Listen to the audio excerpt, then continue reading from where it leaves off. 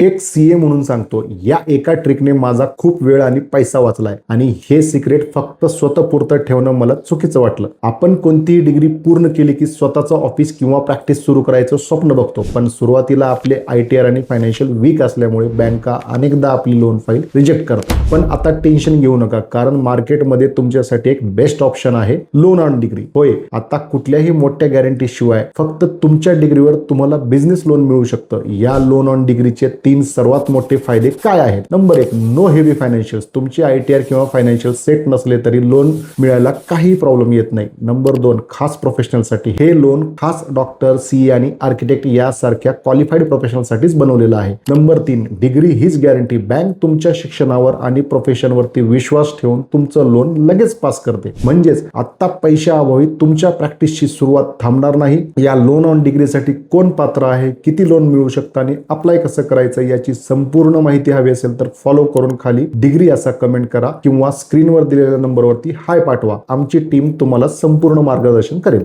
धन्यवाद.